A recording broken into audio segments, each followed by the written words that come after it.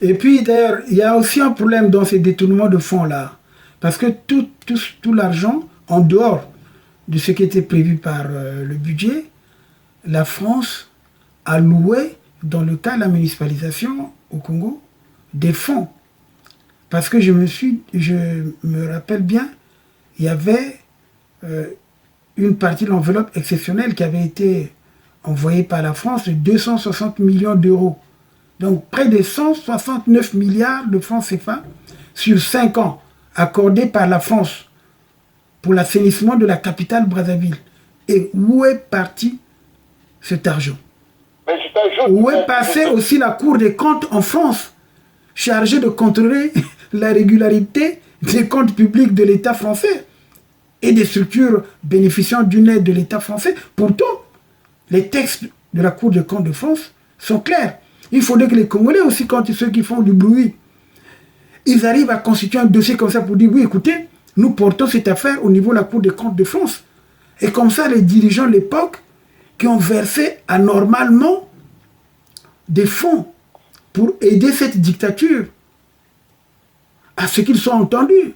Parce que sinon, ce sont des fonds détournés qui servent dans leur caisse de campagne. Oui, et c'est pour ça qu'on voit des gens comme les Copé, quand ils arrivent au Congo, on leur donne des malles d'argent, des femmes comme, comment on appelle, Rachida Dati, Hidalgo, comment on appelle, toute la classe politique, y compris celle-là, comment on appelle, celle de Cayenne, là. Taubira, c'est pareil. C'est elle qui a bloqué le dossier de biens mal acquis lorsqu'elle était ministre de la Justice. Alors comment voulez-vous toutes ces personnalités françaises-là qui sont, dirais-je, qui sont des antivaleurs? Nous devrons, dans ce courant où l'Afrique est en train de revendiquer certains droits, nous devons également ressortir ces dossiers pour dire oui, la France est endettée, la France a perdu l'argent. Ce que vous nous donnez, vous reprenez ça sous d'autres formes. Oui. Mais voilà ceux qui ont favorisé ça. Donc, que la Cour des comptes demande des comptes. Mais non, en demandant les comptes, l'État, les personnalités, pour ne pas dire les institutions qui ont réceptionné cet argent, seront également entendues par les institutions françaises. Et c'est ça qui est important. Parce que moi, je crois qu'il faut explorer tous les moyens. Lorsque j'ai publié mon ouvrage, c'est dans mon ouvrage que j'ai parlé, il fallait une convention internationale pour le rapatriement des fonds pillés. Et les Nations Unies avaient adopté un certain nombre de déclarations dans ce sens. Mais il faut faire progresser le droit, comme on le dit. Il faut faire progresser les choses. On les fait progresser que lorsque on connaît la pratique et on corrige. Mais aujourd'hui, avec la mafia qu'il y a... Non, mais la bol, justement, c'est le travail que nous avons fait. Moi, je le dis sincèrement, quand je traite Mitterrand de fait, mais Mitterrand en avait pris ombrage. Il m'a fait appeler, passer dans les réseaux sociaux des gens qui ont demandé des témoignages sur Malcolm X. Malcolm, le gars qui était ninja là, il est parmi ceux qui sont venus chez moi. Le Kiyungula, là, c'est le neveu de Carafa, de Beloz également. Ce garçon-là, mais non, moi, si j'ai les coordonnées, son adresse et tout, c'est moi qui déposerai une requête contre lui, parce que je sais, ils étaient chez moi. C'est les 12 apôtres. J'ai des images des menaces. J'ai des images des menaces. C'est tous les preuves sont là. Le gars, on pouvait le faire écrouer. Le Forum Radio-Télévision des droits de l'homme est un média qui favorise la bonne gouvernance et l'état de droit, et non un outil qui incite à la haine. Nous avons la vocation de dénoncer les abus du pouvoir et les violations des droits de l'homme.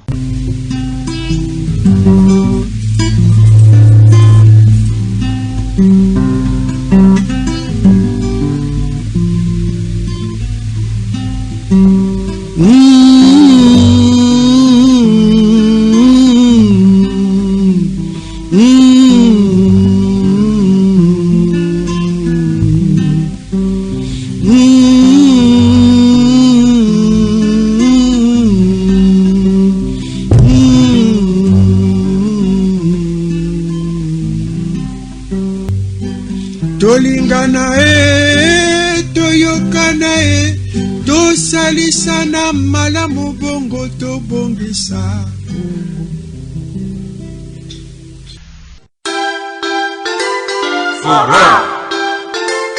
Forum FM, Radio Forum FM 105.8. Soyez les bienvenus à la Radio Forum FM. Nous vous remercions, nos auditrices et auditeurs. Radio des droits de l'homme au service des auditeurs. Radio Forum FM, accueille des hospitaliers. C'est votre chance et vous aime bien. Droits de l'homme, c'est votre radio. Soyez à l'écoute aux émissions de droits de l'homme. Soyez les bienvenus aux émissions Forum Télé. Nous vous remercions, nos chers téléspectateurs. Télé de droits de l'homme au service de la nation. 837.25 accueil de l'hospitalier. C'est votre chasse et vous aime bien. Téléforum, c'est votre télé. Soyez devant l'écran aux émissions Forum Télé. Forum FM 105.8, la radio des droits de l'homme, l'expression des sans-voix. Forum FM, la radio de l'état de droit, la radio de la bonne gouvernance. Avec Maître Massengo Tiassé, président du réseau Forum Radio-Télévision des droits de l'homme, Forum FM, la radio pour une bonne culture de paix et pour l'environnement sain.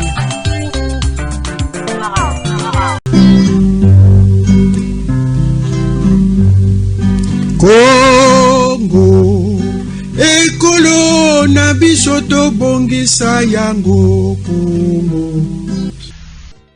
Le Forum Radio-Télévision des droits de l'homme est un média qui favorise la bonne gouvernance et l'état de droit, et non un outil qui incite à la haine. Nous avons la vocation de dénoncer les abus du pouvoir et les violations des droits de l'homme.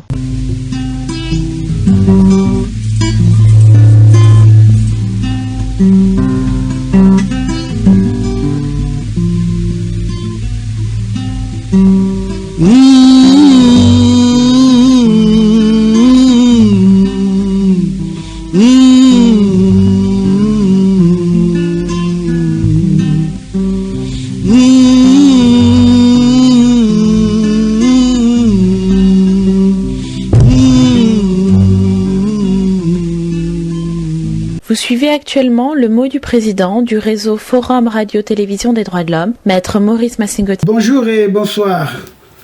Alors nous poursuivons notre émission sur les investigations en ce qui concerne les détournements de fonds destinés aux générations futures au Congo.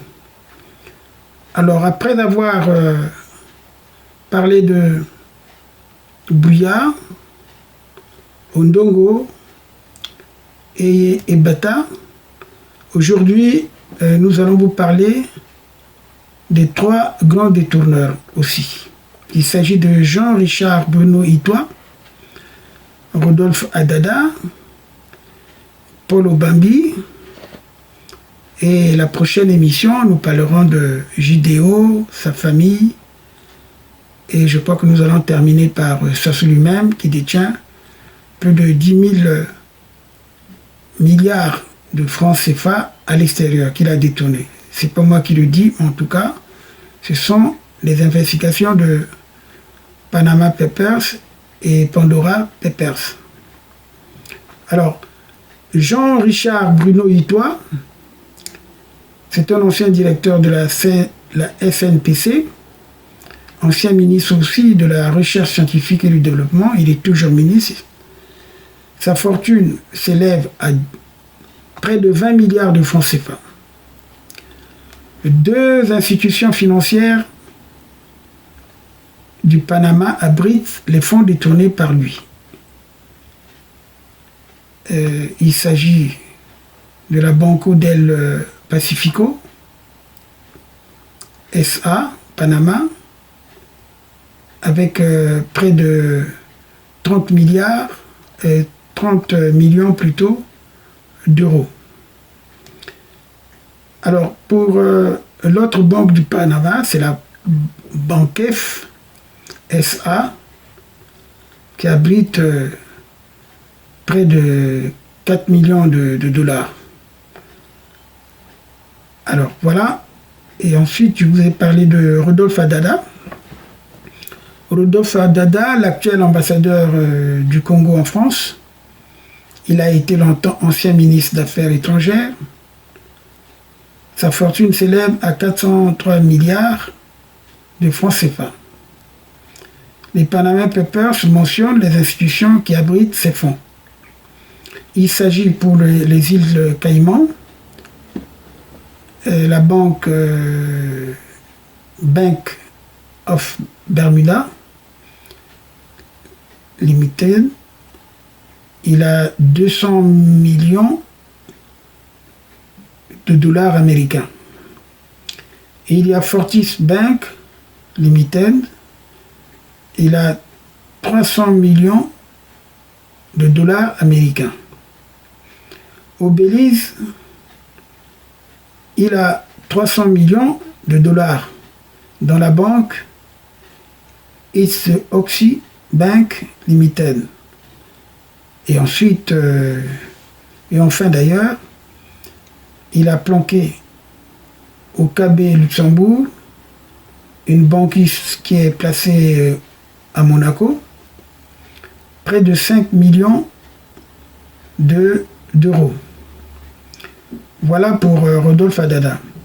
Alors nous passons à Paul Obambi. Paul Obambi, par contre, c'est un milliardaire.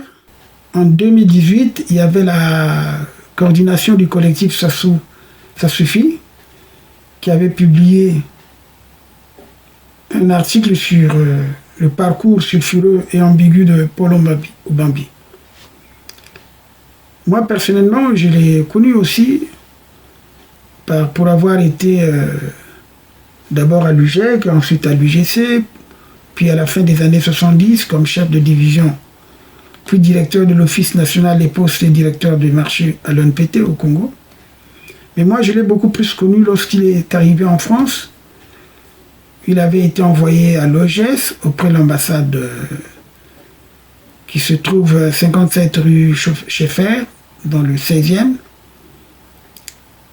C'est là où il va poursuivre d'ailleurs sa pagaille financière, où il a été impliqué dans les scandales d'abus et de détournement.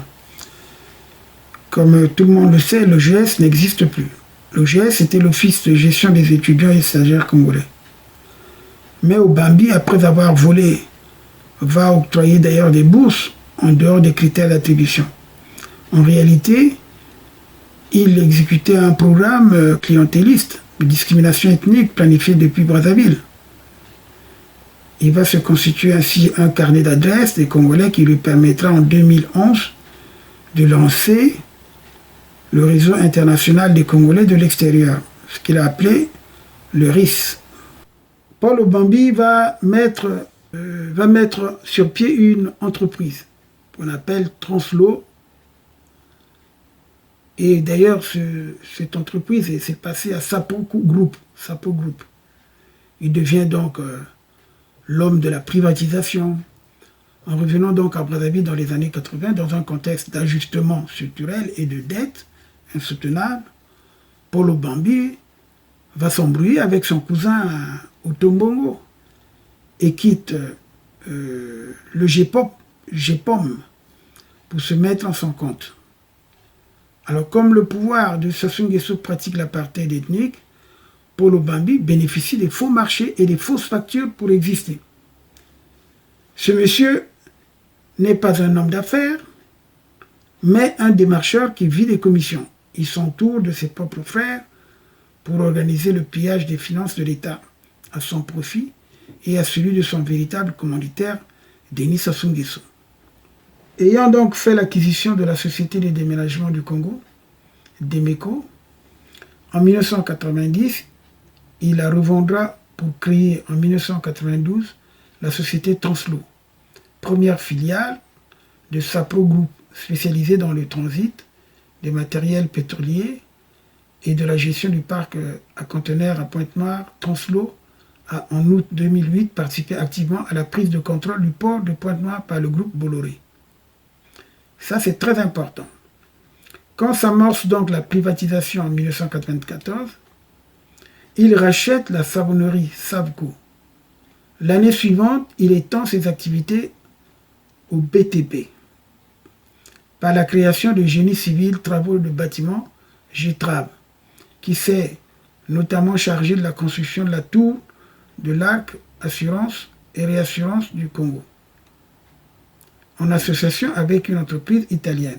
En 1994, Paul Obambi fonde Sapro Group, qui deviendra près de 20 ans plus tard une holding nébuleuse avec 14 filiales dans 4 secteurs d'activité différents, dans différents pays, dans 11 pays exactement, avec une filiale Sapro, Oil,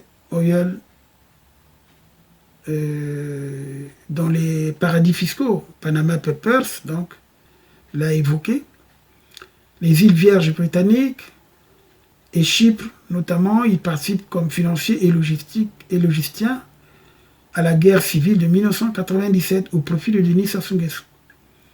À partir de 1999, son cousin et ami Bruno Richard Itoa lui donne des marchés gonflés à la CNPC, nouvellement créée. Bruno Jean-Richard Itoa, spolieur du Congo, est cité dans l'affaire des Panama Papers, comme je vous l'ai démontré tout à l'heure, plus haut. J'ai commencé par lui d'ailleurs. C'est durant cette période qu'il fonde en 2006 Sapro Oil, qui possède 56% de la société Xol Congo. Aujourd'hui, Lynx Energy, dont la direction apparaît aussi dans les Panama Papers sous X-Oil Energy Limited à Malte. Il est à noter la présence dans cette société de Donatien Pika. Panama Papers le mentionne. Pika Limited en Suisse.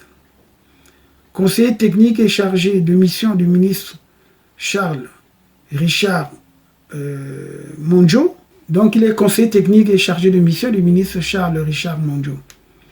Paul Obambi accède à la chambre de commerce de Brazzaville sans y comprendre grand-chose, parce qu'il était président de la chambre de commerce de Brazzaville pendant longtemps. Je ne sais pas si maintenant il n'est plus. En tout cas, comme le TPG de Ngondo, c'est des gens qui sont inamovibles, qui ne bougent pas de leur poste. Alors donc, il avait donc la mission de caporaliser le secteur privé économique du pays. Il a la haute main sur l'ensemble des organisations patronales et comme à l'OGS d'ailleurs à l'époque, il exécute sa feuille de route à la perfection. En 2015, Zhang Yanmiu et Patrick Hervé, le frère d'Obambi, lancent à Brazzaville la banque sino-congolaise pour l'Afrique. Et d'ailleurs, cette banque sino-congolaise pour l'Afrique, c'est l'actuel ministre Andeli qui sera l'un des directeurs avant qu'il soit nommé ministre des Finances. Voilà, vous comprendrez un peu comment on manage un peu les aspects financiers au Congo. Obambi, c'est un homme clé parce qu'il bénéficie des faveurs de Pierre Oba, son cousin d'Olombo, pour avoir des marchés à l'intérieur. Pierre Oba est ministre et plus tard d'abord aux mines, il prend de l'argent partout. Ça c'est Pierre Oba qui prend de l'argent partout. Partout il passe, Obambi, c'est la faillite. Il n'a aucun bilan financier positif. Cet homme ambitieux qui dit détenir un doctorat en économie, délivré à Toulouse, n'est qu'un véritable spolieur et voleur des richesses nationales. Mayoko est une arnaque parce qu'il n'y a pas d'électricité, il n'y a pas de train pour évacuer le fer, pas de port minéralier pour faire le travail. Alors que le fer de Mayoko, on en parle, et je pense que ce fer-là transite par le Gabon. Parce qu'on ne voit pas de traces de ce fer sur le chemin de fer, puisque la Comilogue n'existe plus. Voilà, j'en ai terminé donc sur ces personnalités. On n'a pas pu évaluer vraiment les fonds de Paul Obambi. Ça se chiffre en termes de milliards, puisqu'il a des ramifications partout. Il continue toujours d'ailleurs. Mon cher Fernand Dalla, alors nous poursuivons donc nos entretiens. J'ai parlé donc de Bruno Itoie, de Rodolphe Adada, de Paul Obambi, comme réflexion. Bonjour maître. Bonjour. Je venais de t'écouter. Oui. Après avoir brossé toute la fortune dont possède Itoie Bruno, Rodolphe Adala, Paul Obambi. Je crois que j'avais fait un article sur l'exil de la liberté, l'exil des sous. Parce qu'on ne peut pas comprendre tout ce que le Congo produit de son sous-sol, tout ce que le Congo a comme ressources financières se retrouve à l'étranger. Ce qui fait que ces gens-là n'ont pas un amour de la patrie. Parce que quand on a un amour de la patrie, on est éduqué, on a une éducation monétaire, on sait qu'est-ce que l'argent. L'argent dont reçoit le Congo est mieux géré pour créer des infrastructures, pour créer des choses et pour avoir aussi un système bancaire le plus fort possible. Donc ça, ce que nous voyons, c'est une haute trahison de l'esprit national. Donc c'est ces hommes-là dont tu viens de tracer le portrait et la richesse financière, ce sont des grands pilleurs de la nation congolaise. Aujourd'hui, si nous avons des gens, des retraités qui ne sont pas payés, et que partout, le CHU, il n'y a rien, il n'y a aucune formation de la jeunesse congolaise, c'est eux qui sont responsables. Donc c'est bien, maître, que tu nous as brossé cela, comment ils possèdent tant de choses. Prenons le cas de Bruno Itoie, nous avons fait dans un livre Congo, un pays toujours sans gouvernement crédible, et un gouvernement qui n'est pas crédible et une opposition qui n'est pas organisée. Quand il était à la CNPC, il gagnait 140 000 euros par mois. C'est incroyable pour un gars comme ça, qui n'est pas compétent, qui n'est que voleur, qui n'a rien créé, se retrouver avec une fortune de plus de 20 milliards. C'est pour en faire quoi? Quand des ministres sont plus riches que l'État, nous voyons, ce sont des voyous, ce sont des criminels. Donc, ce que tu viens de faire, ce travail, que tu annonces aux Congolais, voilà les ministres qui possèdent votre fortune, possèdent la fortune des Congolais.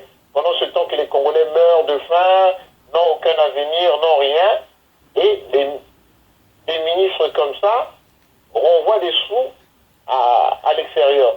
C'est parce qu'ils sont instables, parce qu'ils savent qu'ils ne peuvent pas créer quelque chose, une entreprise où les Congolais peuvent travailler, évoluer, et cette entreprise enrichir la collectivité nationale. Donc ce sont des gens qui ne sont pas capables de faire quelque chose, et qui ont toujours peur, la peur totale. Comme je ne sais rien faire, demain, s'il arrive quelque chose, ou bien un coup d'État, ou bien un soulèvement du peuple, je vais me retrouver sans rien. Et ils ont dans leur esprit l'idée toujours de l'exil. Donc ils font exiler l'argent du Congo, croyant qu'ils créent une sécurité juridique à l'extérieur. Parce que, bon, les sous qui sont en France, ils étaient dans un paradis fiscal, je les retrouverai. Mais au fond, non. Au fond, non, maître, voilà. Oui, mais il ne faut pas oublier aussi que, bon, nous allons poursuivre nos investigations, ce que nous dénonçons, parce que nous avons rassemblé pas mal d'éléments, ce qui a été publié par les journaux d'investigation, en ce qui concerne Panama Papers et Pandora Papers. Nous avons aussi le cas de Sassou lui-même et de Jean-Dominique Okemba. Nous allons aussi en parler, parce qu'il ne faut pas que les gens pensent qu'on se limite seulement à ce petit noyau. Non. Tout ce que nous connaissons, nous allons publier. Et nous tenons compte, nous félicitons d'ailleurs aussi les jeunes indignés qui ont eu à faire ce travail en ce qui concerne le mobilier. Et l'immobilier aussi, parce que c'est surtout l'immobilier. Parce que aujourd'hui, tout l'argent du Congo a été englouti un peu partout. Nous allons parler de la municipalisation accélérée, qui a été une source d'enrichissement pour le clan Doyo, où il y a eu 12 programmes. Je dis bien 12 programmes au coût de plus de 6 000 milliards de francs CFA. Alors les 6 000 milliards de francs CFA en 12 ans, mais c'était de l'argent qui aurait pu, comme tu as su bien le dire, créer des unités de production, industrialiser le pays. Parce que depuis plusieurs années, notre pays avait vibré au rythme des municipalisations accélérées. Et comme je l'ai dit dans un article, et d'ailleurs Maître Moudjireno aussi Massengo l'avait précisé, c'est un concept, semble-t-il, pour donner un visage moderne à nos villes et villages. Dans un délai très bref, malheureusement, nous reconnaissons que la municipalisation accélérée, non seulement c'est un terme impropre et une invention congolaise des pseudo-sociaux-démocrates et néo-marxistes, cette expression ou ce terme est venu du Gabon. C'est Bongo qui avait commencé pour mieux piller son pays. Il avait élaboré, imaginé ce concept hybride. Nous-mêmes, nous avons combattu le terme municipalisation parce que pour nous, il faut les idées justes. La municipalisation concerne une ville et cela dépend d'un programme municipal. Je pense que tu en conviendrais avec moi.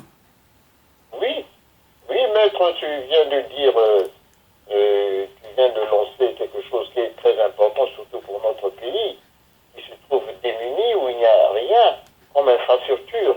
Parce qu'ils ont fait de la richesse nationale une infrastructure corporelle. Au lieu que ce soit une infrastructure de développement national où on crée des projets, on dit bon voilà, nous avons investi là-bas. Parce qu'avant d'investir, il faut former les hommes. Voilà. C'est ce que nous avons parlé du premier plan quinquennal au Congo. Ils vont lancer avec Babasana un plan quinquennal. Mais ils n'ont pas des gens formés. Et puis, ils n'ont pas ceux qui gardent l'argent. Parce que le ministre des Finances, c'est le chien de garde des finances publiques. À l'époque, il y a eu le passage de Henri Lopez qui n'a pas duré longtemps aux finances. Après, il y a eu les Kouzou. Et toute la période qu'ils ont fait de lancement de 82 à 86, le lancement du plan quinquennal, ça a été un échec. Ils se sont pleinement enrichis. Tu parles de Adada. Rodolphe Adada, avant la conférence nationale, une liste était passée. Il était au pétrole. C'est lui qui a introduit, comment on appelle, Alvin Chalandon. Alvin Chalandon chez Sassou Nguesso. Et Alvin Chalandon, à cette époque, était conseiller technique de Denis Sassou Nguesso à la présidence de la République. À part son salaire d'elfe, Alvin Chalandon touchait 100 000 francs français. À l'époque, c'était 5 millions de francs CFA. Donc, tu vois, comment un peu, Adada, à l'époque, on a estimé qu'il avait au moins 200 milliards, ou bien 500 milliards, 250 milliards de francs CFA de fortune personnelle. À l'époque, oui, mais non, justement, je vais expliquer pourquoi il a eu cet argent. Cet argent, c'est lorsque il a bloqué les accords de 77 avant la mort de Marien Ngouabi, parce que il avait été envoyé par Marien Ngouabi pour signer les accords pour revaloriser le pourcentage du Congo. Il était dans le complot de l'assassinat de Marien Ngouabi. Lorsque ils ont signé le texte, parce que j'en parle dans mon ouvrage. Bon, on va en revenir un jour. Bon, pour le moment, je ne donne pas les détails, mais en tout cas, ceux qui ont le livre ont dû lire cette partie qui a été même révélée par le gars qui est mort là, Jean-François. Ah, Jean-François, comment on appelle, qui était l'ami de Chirac. de 30 Voilà, ans, voilà, là. de 30 ans, oui, voilà. Celui qui C'est- a aidé Sassou à reprendre place Voilà, en ouais, France. voilà. Oui. Et c'est même lui qui révèle que c'est Sassou qui est à la manœuvre. On lui avait donné des instructions pour éliminer Marien Gouabi, qui commençait à agacer les autorités françaises en exigeant le rehaussement du taux d'intérêt des Congolais, quoi. Voilà. C'est Jean-François Probst. Probst, oui, Probst. C'est Jean-François Probst. Voilà. Donc, tu peux continuer, hein, parce que je t'ai arrêté pour parler de Oui, ça. non, mais maître, ce que tu dis, c'est très important parce que quand tu soulignes que des ministres, des enfants de paysans, hein, des gens avec qui, de fois, certains, tu as été à l'école avec, en si peu de temps, sans avoir créé des entreprises, se retrouvent milliardaires parce qu'ils ont comploté avec l'extérieur, surtout avec la France, contre le Congo. Voilà. Voilà. Donc tu les vois tous comploter contre le Congo. Le Congo ne doit pas se développer. Et il manque de patriotisme. Pourquoi ils ont fait partir Youlou? Parce que Youlou, c'est le seul qui disait que non, notre pays doit être doté des infrastructures. Nous devons nous développer, avoir tout. Et c'est cet esprit de Youlou d'être têtu, de vouloir. Et c'est quand il a compris que la France ne voulait pas notre développement, Youlou est allé vers les États-Unis. Il est allé aux États-Unis, les Américains, Kennedy l'a accueilli, et les Américains ont promis le premier plan Marshall au Congo-Brazzaville. Donc, le président Massamba Deba avait boycotté, c'était à cette suite que Youlou l'a fait démissionner de là où il était, parce qu'il ne s'était pas bien conduit. Oui, parce qu'il était le ministre du plan. Oui, c'est lui, Massamba Deba, avec Germain Bikouma, qui était ministre chargé de l'industrie, ministre à la présidence, chargé de l'industrie, parce que le ministre à la présidence, c'est pour que Youlou regarde le développement industriel, parce qu'il tenait à tout prix à ce que le Congo soit le pays le plus industrialisé de l'Afrique noire. Il était en concurrence avec Houphouët-Boigny. C'est ça qu'il voulait, le barrage de Souda. Il y tenait. Maintenant, bon, c'est les mêmes projets, on revient sur les mêmes projets, on a perdu du temps. On a perdu pratiquement plus de 50 ans. Le Congo est en retard de plus de 50 ans parce que le Congo était au même niveau que l'Indonésie, la Corée du Sud, la Corée du Sud, le Brésil, Taïwan. Taïwan, oui, voilà, tous ces pays-là. Hein, tous ces pays-là, parce que en réalité, nous avons reculé. Oui, maître, comme ce que tu disais, dont on a parlé de Youlou, c'est le seul qui avait cette volonté de vouloir hisser le Congo à un niveau élevé. Et c'est pour ça que quand tu as eu à parler dernièrement, quand tu as fait 60 ans d'indépendance du Congo-Brazzaville, quand tu as parlé de l'accord qu'ils avaient signé avec les Américains de nous former, je ne sais pas combien de cadres par année. Par an, c'était en fait 200 cadres par an en 5 ans. Donc c'était 1000 cadres pour un jeune pays qui avait une petite population, parce qu'à l'époque, en 60, le Congo avait une population de 980 000 habitants. 980 000 habitants, et puis la jeunesse, on savait très bien, il y avait moins de 200 bacheliers par an. Donc vous pouvez imaginer que c'était important. Quand vous avez 200 bourses par an, donc il y avait tous les corps de métier, tout. Malheureusement, ça a été... oui, c'est comme tu dis, maître, on a boycotté cet homme qui avait un amour pour la patrie. Dès lors, quand il était venu, ce qu'on disait, il a créé un centre civique pour former des jeunes, tous ceux qu'on voit, les Oba, pour nous, les Dabira, les Matima, tout ce monde, Matima, l'ancien gardien national. Et tous ces jeunes ont été formés par Youlou, puisque quand on prend l'indépendance, la France n'a rien créé. Donc c'est Youlou qui va se battre pour créer les premiers emplois. Il va dire, bon, on va faire ceci, on va former la jeunesse, on va faire ceci, le centre civique, que ce soit au pont du Douai, tout ce monde. Et il y avait le pont du Douai, et puis le centre qui était 17 km. On appelait ça 17 km. Oui. Maintenant, on l'appelle Ngangalingolo, voilà. Tu vois un peu, maître, comment se fait-il que ceux qui sont venus aujourd'hui, mais Youlou n'avait pas des biens à l'extérieur. Tous les biens à la mer qu'il a achetés pour le Congo. À Boussiko, il a acheté pour le Congo. Donc Youlou, c'est quelqu'un qui n'avait pas de fonds à l'extérieur. Hein, qui n'était pas riche à l'extérieur. Et qui a laissé la richesse du Congo à l'extérieur. Comme tu parlais de l'OGEF, comment les étudiants congolais, quand ils venaient, ils étaient pris en charge. Ils étaient pris en charge. Donc c'est des étudiants qui ne venaient pas avec des problèmes dans la tête. Ils savaient qu'ils avaient une bourse, qu'ils pouvaient évoluer. Donc ce qu'on a vu comme les maîtres Aloïs nous dit, les Nomasengo, tout ce monde, les Matsokota, tous ceux qui sont venus, ils ont eu une assistance étatique de l'État. Bah oui, mais écoute, c'était déjà la pépinière de la fonction publique. C'est pas pour rien que les étudiants avaient une grande considération. Tu te souviens la chanson de Pamelo Munka quand il chantait Amen Maria.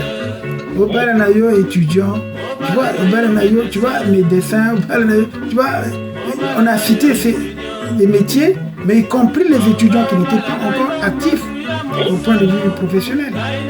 Et c'est parce qu'ils avaient une considération, ils avaient une bourse assez consistante, et puis ils avaient une certaine pratique, tu comprends? Donc ils étaient à l'aise. Ils avaient leur trousseau chaque fois. Oui, mais comme tu le dis, comment des gars comme ça, les Itoa Bruno, Rodolphe Adada, possèdent des appartements dans les endroits les plus chics.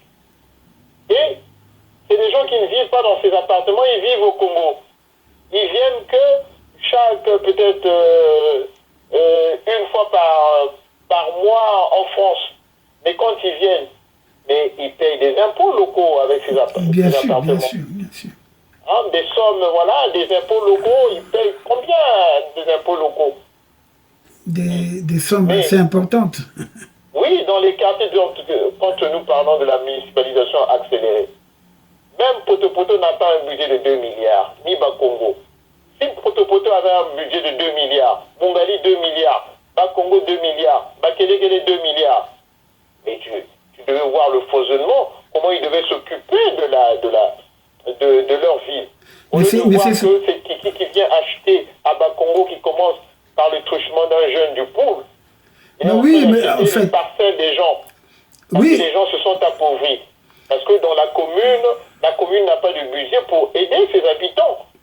Non, donc, même pas ça. Mais ça dit que tous les achats qu'ils font là, moi, la dernière fois j'avais révélé une chose. Kiki a commencé à faire ses acquisitions en 2012-2013. Il a pu acquérir en 2012 ou 2013, parce que j'avais noté ça quelque part, quand il a acheté chez Pilot. Le jour où il a acheté chez Pilot, les gens qui étaient là-bas, il y a 3 qui sont venus à la station, à la radio, Forum, pour me dire, alors ben moi je suis content, on nous a donné chacun 10 000. C'est-à-dire qu'il a distribué aux passants, les gars qui étaient là. Il s'est garé, et 2 jours après, on a cassé ce qui était chez Pilot. Tu vois, vers Mafuta. Hein? C'est lui qui a acheté. Ce qu'on a dit là sur place, à l'époque, il avait donné, je crois, une affaire de 400 millions à la famille. Hein? 400 millions, c'est beaucoup d'argent pour ce truc-là. Et d'ailleurs, il y a aussi un fait au centre-ville, non loin de la semaine africaine. La première acquisition de Kiki date de 2010. En 2010, il va acquérir un bâtiment qui était assez cossu et il a cassé, il a acheté à 500 millions de francs CFA et pour détruire cette maison au centre-ville, il a dépensé 50 millions. Donc du coup, il a pratiquement gaspillé 550 millions de francs CFA, un demi-milliard, qui pouvait servir au moins à équiper tous les établissements de la capitale. Tous les établissements de la capitale équipés avec 500 000. On peut les équiper. Ce n'est pas beaucoup d'argent. Nous avons du bois, comme disait Marien Gouabi. Vous avez du bois, vous n'arrivez pas à faire des tables bancs pour les élèves. C'est pas croyable. Et on a donné le marché à un ministre qui est voleur. Regarde, maître. On a vu quand Ngouabi a lancé en 73, 6e anniversaire de la Révolution. Oui. Ils ont donné des marchés à des ferronniers congolais. Voilà. Tel que Comeco. Comeco a fait des chaises pour le stade de la Révolution. Pour toutes les choses, ils ont eu des marchés. Mais pourquoi tous les menuisiers qui sont au Congo n'ont pas pu avoir des marchés pour travailler, embaucher des jeunes, voilà, faire des tables bancs, reconstruire ces écoles-là, faire ces écoles comme avec 2 à 3 bâtiments en hauteur.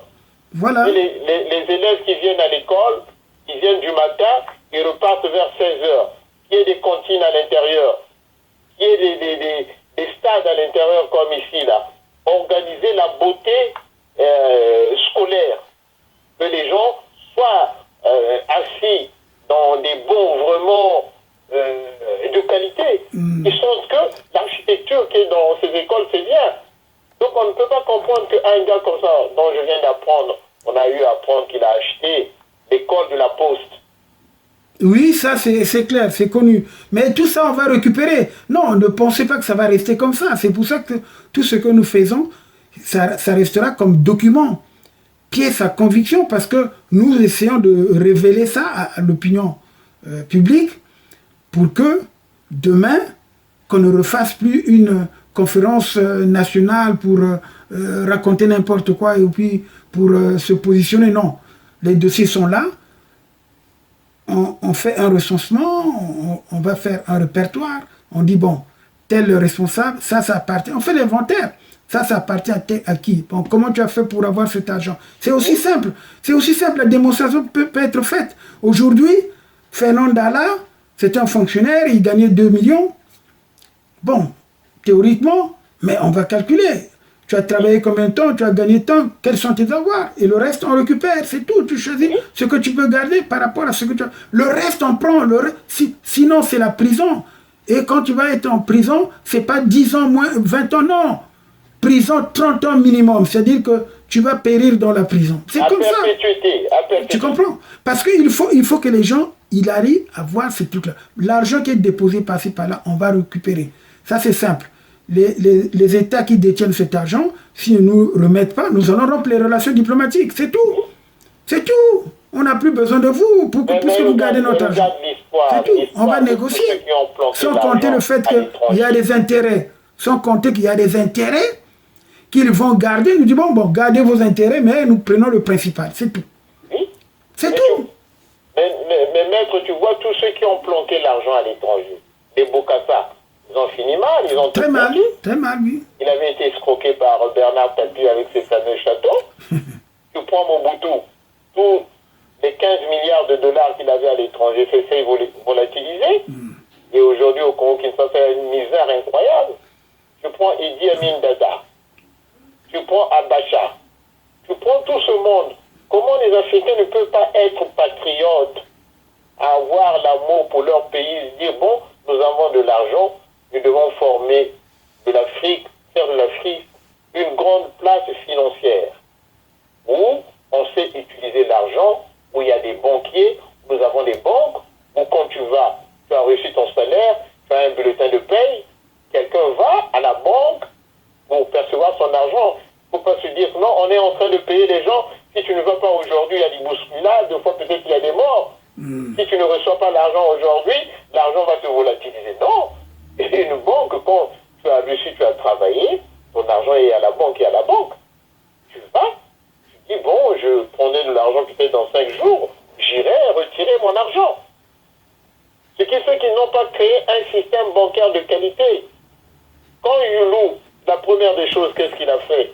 Il a imposé au général de Gaulle de former, comment on appelle, Nebeka Emmanuel, André Milongo, Hilaire Bounsana, tous ces grands fonctionnaires à l'ENA. Ce n'est pas l'ENA d'outre-mer, c'est l'ENA des Français. Les Français. Donc ils doivent sortir de là. Et les Nebeka Emmanuel, on l'appelait Tchombé. Il ne blaguait pas avec l'argent. Il était strict. Nebeka Emmanuel, il y avait Milongo, trésorier payeur général, il y a eu Hilaire Bounsana. Avant que Nebeka Emmanuel prenne la direction générale du Trésor, c'était dirigé par un Français. C'est Oui, que bien sûr. personne ne pouvait Bien voler sûr. de l'argent. Bien Quand sûr. ils disent Hulot a tout volé, non. Les finances publiques étaient aux mains des Français. Étaient aux Non, mains des mais Français. personne n'a su C'est les démontrer. finances publiques. Personne n'a su démontrer. Oui. Ça, c'est justement les gens qui étaient mal intentionnés. Et d'ailleurs, Yulu lui-même, il va faire la démonstration qu'il n'avait jamais volé l'argent. Ça devient passionnant. Forum FM 105.8. Monsieur Simon-Pierre Kikungangol, vous étiez également à ce procès qui s'est déroulé sans lui. A-t-il vraiment détourné de l'argent public et c'est quoi cette histoire d'avion? Puisque tel que vous me voyez, j'ai été l'une des personnalités jugées à ce procès plutôt.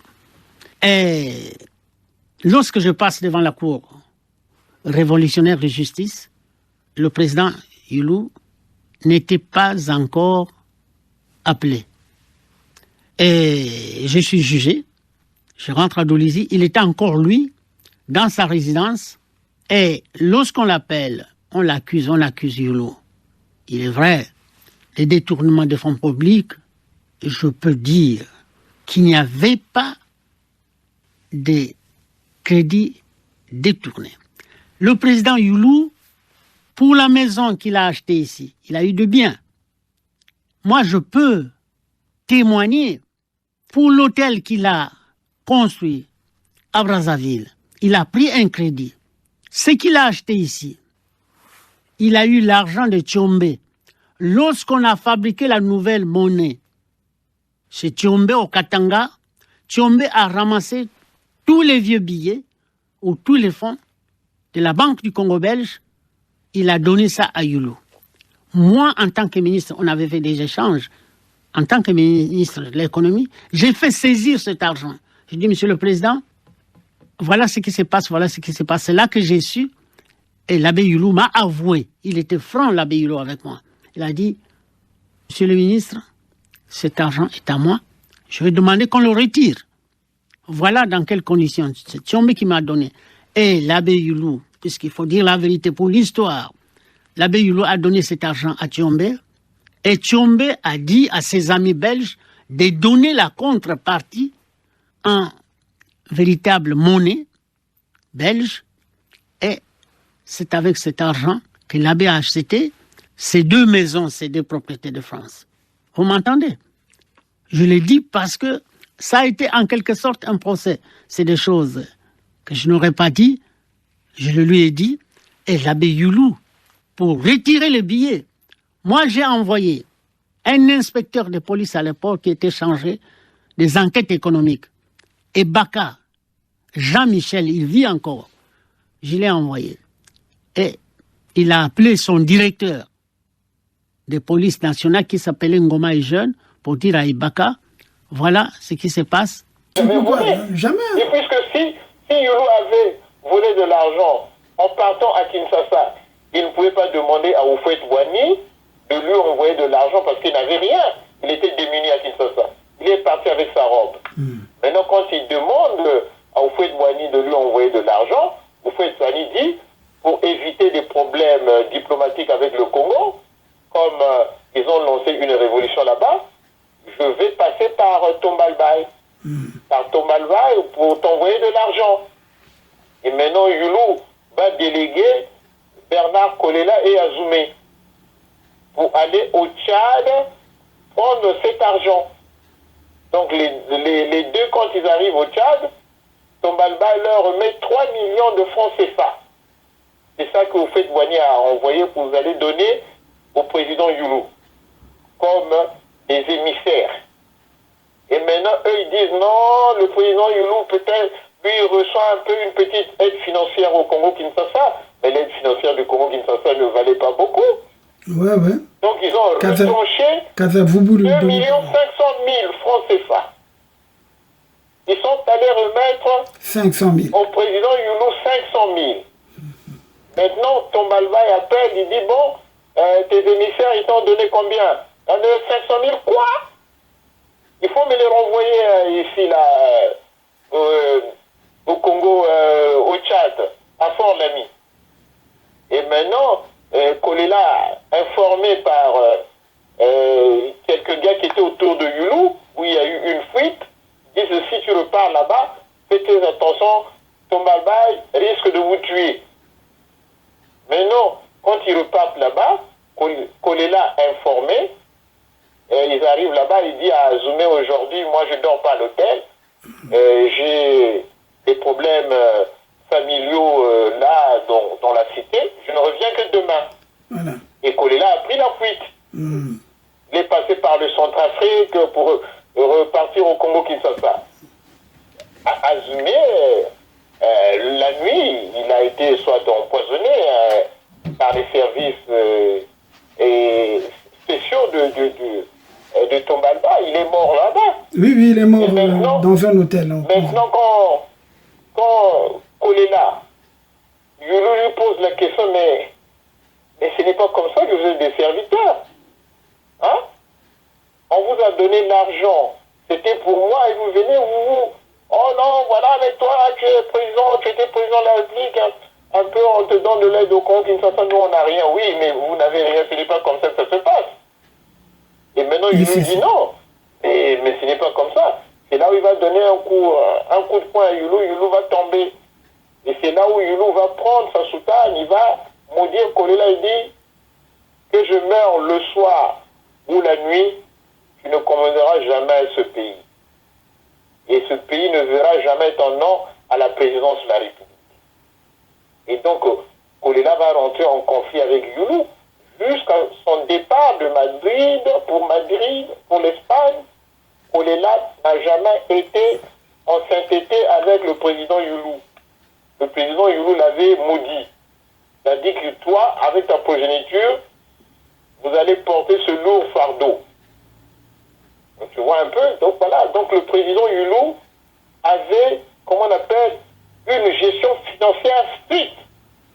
Et c'est pour ça qu'il a laissé 3 milliards de budget. Ce qui fait quand Massamba Deba arrive, il a les sous au trésor. Donc l'État peut fonctionner correctement. Mais en 1990, 91, quand Milongo est arrivé, l'État était en faillite. L'État ne pouvait plus payer ses fonctionnaires. Milongo, au cours de ce système, a trouvé une solution. On pouvait, au bout de 2 mois, payer 1 mois. Il y avait les gens du pôle, non, on n'est pas comme des Ngondo. Les Ngondo sont des voleurs, tout ça. Tout le temps, le président, ça se passe par là. Là, on vient d'entendre qu'ils ne veulent pas quitter les postes. Ils ont des problèmes avec Kandeli. Je voulais rebondir sur ce que tu as dit à propos justement de la mésentente entre Azoumé et puis Bernard Kolela. Quand ils sont arrivés au Tchad, justement, lorsqu'on a pratiquement exécuté Antoine Azoumé, Kolela est en exil. Et quand il revient, il a vu la maison de Bernard, plutôt de Azoumé, qui était au marché total, non loin de Centre Polio. Quand on dit la maison de Kolela, non, ça n'a jamais été la maison de Kolela, c'est la maison d'Azoumé. La famille Azoumé, à côté il y avait les Mabibi, ce sont il y avait à côté voisins. Alphonse Massamba Deba. Oui, Massamba Deba était à l'opposé. Parce que les Bibi, la maison de Azoumé au milieu, non loin du Centre Polio. Parce que quand tu es là, tu vois en biais la maison de Massamba Deba. Voilà. Et de l'autre côté, tu vois Bibi. Hein? Et même Kolela a récupéré. Il avait mis ses géoles là-bas. Parce que les ninjas avaient les géoles chez Bibi. Parce que moi, j'ai fait des investigations pendant les événements de 97, lorsqu'il a pris position pour Pascal Issouba, il y avait des géoles. Bon, ça, c'est des choses... on en parlera plus tard, parce que moi, j'ai des éléments, j'ai le trou où on jetait les gens. Oui, mais je sais où l'autre, comment on appelle celui qui est mort, là, le juge, là, vice-président, là, qui était de la Cour suprême. Celui que, parce qu'il portait sa robe de magistrat pour juger les gens là-bas. Attends. Ouais, Zoubabella. Zoubabella, oui, Zoubabella qui était le vice-président d'ailleurs du MCDDI. Oui. Ouais. Bon, c'est ce qu'on dit, mais moi je n'ai jamais vérifié cela. Bon, ça sont des spéculations. Moi, par contre, les images, je peux les montrer. Il y avait le trou chez Bibi. Hein, il y avait des geôles, donc j'ai un film j'ai vu, c'est la maison qui appartenait à ma bibi, qu'on appelait une Bayaka. Donc, la maison d'Azoumé, qui deviendra la maison de Kolela, parce que Kolela n'avait pas de maison. Et c'est quand il est venu, il a récupéré ça de force. Lui, il vivait à Potopoto. C'est après qu'il est venu à Bakongo. Parce que... Donc c'est quelqu'un qui est venu en 1969 à Bakongo et qui va s'imposer à Bakongo comme étant le gars qui défendait ceux de Bakongo de ne pas être à Bakongo. Tu vois, non, c'est-à-dire que non, lui, il a usurpé, d'autant plus qu'au départ, Bernard Kolela était de la jeunesse de Youlou. Hein? C'est Youlou, parce que de son état, Bernard Kolela était infirmier. Il était infirmier, jeune. En 1959, Bernard Kolela avait 26 ans. 26 ans, je crois. Il avait 26 ans. En 59, quand il y a eu il était donc de la jeunesse de Youlou. Et lui, il quitte Potopoto pour faire une opération de représailles contre les matsouanistes. Parce que ça aussi, il faut l'expliquer. C'est lui qui a brutalisé les matsouanistes. Et Youlou était fâché. Il a dit, mais comment tu as pu faire des choses comme ça? Il fallait les dissuader, même s'ils ne veulent pas s'enrôler pour les élections ou prendre leur carte d'identité. Mais tu n'avais pas à les brutaliser comme ça. Donc, et à partir de ce moment, Youlou, président de la République, il dit, bon, je t'envoie en formation. Il quitte son corps d'infirmier, il envoie en formation... les trois, il va les envoyer les trois avec les trois, il y avait Ganao, il y avait lui. Et puis il y avait un autre là. Il y avait un autre. Ils sont venus au Quai d'Orsay. Voilà. Pour faire des études de diplomatie. Ça devient passionnant. Passionnant.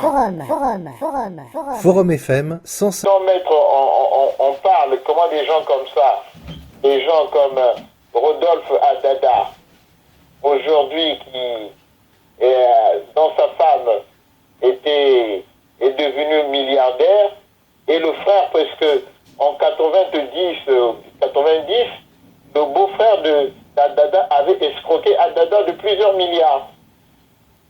Parce que c'est lui qui était son intermédiaire qui cachait l'argent d'Adada. Ce qui fait que des gens comme Adada devenir milliardaires, il y a aussi l'inamovible, comme on dit, président de la Chambre de commerce de Brazzaville, Paul Obombi. Paul Obombi, mais vraiment c'est grave, quoi. Le Congo, Brazzaville n'a même pas une chambre de commerce structurée, innovante et de qualité. Même pas une maison de 10 étages ou bien 5 étages où on dit, bon voilà, c'est là où il y a la chambre de commerce du Congo, on peut former des commerçants là-bas, on peut former des talents économiques qui peuvent faire quelque chose pour le Congo. Donc quand tu vas voir la chambre de commerce que j'avais vue en 1992,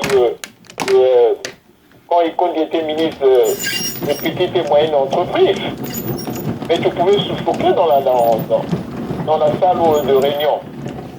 C'est incroyable. C'est une chambre de commerce pour le Congo. Donc les Obombi, mais c'est incroyable, quoi. Ils ont créé une bourgeoisie pour vouloir dominer le Congo. Venu que pour ça. Amasser l'argent du Congo avec brutalité, en se servant de l'armée. L'armée est là, notre garant, on nomme des généraux, on nomme ceci, voilà. Les généraux nous protègent pour piller le Congo. Avec le concours de l'extérieur. Avec le concours des mafieux qui sont en France. Bon voilà, donc on crée des entreprises et on appauvrit le Congo. Ce qui fait que le Congo n'a pas de budget. Donc tout est démuni, les jeunes sont comme ça, c'est comme vous êtes encerclés dans un lieu clos où vous ne pouvez rien faire. Vous êtes là, vous dites à la misère. Non, la misère, ce sont les ministres du gouvernement de Sassou depuis qu'il a pris le pouvoir, depuis 1979 jusqu'à aujourd'hui. Tous ceux qui sont ministres sont devenus milliardaires. Ils ont travaillé sur quoi? Ils n'ont rien fait. Les banques sont en faillite. Ils ont dilapidé tous les sous. C'est aux Congolais maintenant de dire, bon voilà, nous avons vu nos ennemis, l'ennemi, c'est ce gouvernement. Et puis, vous allez les dégager. Nous allons continuer à leur dire non, on ne pouvait pas être riche comme ça. Donc, l'argent, c'est l'argent du Congo. Donc, qu'on restitue cet argent. Oui, mais on va restituer. C'est pour ça qu'on dit, pour restituer, il faut d'abord dégager Sassou. C'est pour ça qu'il faut un plan. Le plan, c'est celui-là qui fera que si Sassou est dégagé, il faut reconstruire le tissu social, il faut reconstruire le pays, d'abord par les institutions, avoir une nouvelle constitution, comme je le dis, je plaide sur la fédération, c'est ça qui permettra à ce qu'on ait un pays uni, solide, où il y aura des initiatives qui partiront de la base, c'est-à-dire les régions. Parce qu'aujourd'hui, ce qui s'est passé, il faut reconnaître que le bilan, nous avons dit, le bilan de la municipalisation est négatif. Parce que ça a permis aux gens comme les Jean-Jacques Bouya de devenir des multimilliardaires avec ces 20% qu'il empochait à chaque programme de municipalisation. Sassou aussi avait son pourcentage. Le TPG aussi avait son pourcentage. Ça, je le sais puisque j'ai fait. Oui, mais il avait son pourcentage. Donc, il me l'avait dit lui-même, Ngondo. Donc, quand vous voyez des choses comme ça, mais c'est malheureux. Donc, nous savons très bien, on a déjà amorcé la pompe. Hein? Le département doit être géré par un programme d'État qui s'étend de département en département. Et ça sera donc pour nous, comme les départements, ce sont les régions qui seront autonomes. Ben, c'est à partir de l'autonomie de chaque région, de l'évolution de chaque région, que nous pouvons développer l'État central. Sans cela, il n'y aura pas prospérité, tu vois. Mais, maître, comme tu viens de le dire, regarde, je ne sais pas si tu as suivi le cas de la Nikwala, qui est en détresse. Voilà. Pas de route, pas de bac, le bac qui fonctionne. Mais depuis ce temps-là, il n'y a que le bac. On ne pouvait pas faire un pont. Donc tu vois, ce que tu dis, supposons que dans ce que j'avais dit, 400 milliards pour la Nikwala, si la Nikwala avait un budget, la Nikwala formait des gens qui devaient s'occuper de tout. Le gars, j'ai vu le gars qui s'occupe du bac être là, il n'y a pas le bac parce que le gouvernement congolais n'a pas payé. Ça ne pouvait pas arriver au Congo. Ça ne pouvait pas arriver au Congo. Avec 400 milliards dont on avait dit pour la Nikwala, on n'a rien vu. Ni bâtiment, ni structure, ni infrastructure. C'est incroyable. Aujourd'hui, oui, mais justement, on disait même, avec l'argent qu'ils ont eu, chaque région aura au moins un budget de 20 milliards. Que ce soit le Kouilou, que ce soit toutes les régions. On dit à égalité 20 milliards. Maintenant, on va voir comment ces 20 milliards, ils vont les gérer. Justement, mais ça dit que tu as bien raison.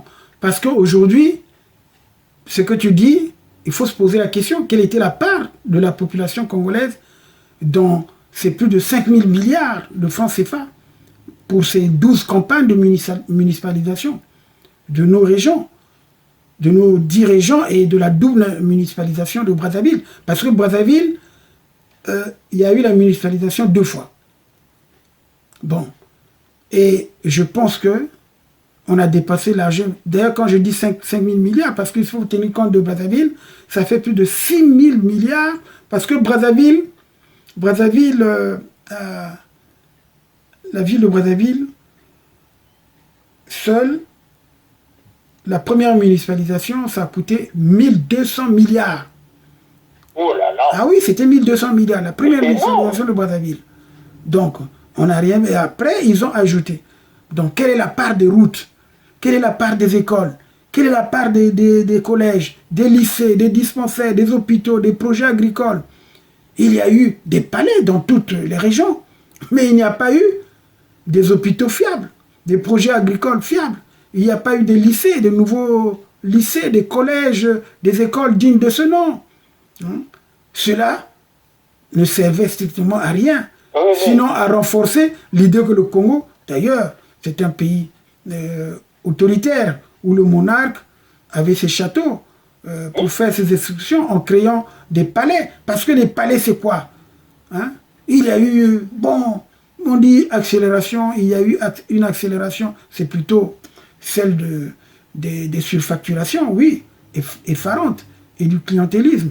Parce que accélération, on a vu, tout le monde est devenu multimilliardaire. C'est pour ça que je dis, à partir du fait que l'idée de la municipalisation, la première municipalisation a eu lieu en 2004.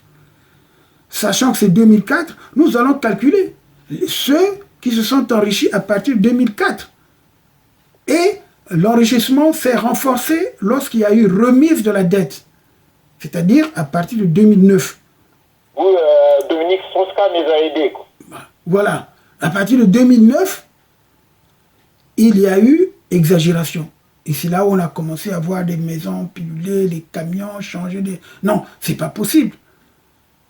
Donc, aujourd'hui, nous disons, ils ont donné l'exemple de la municipalisation, mais ils doivent l'accepter que nous voulons une fédération, nous insistons.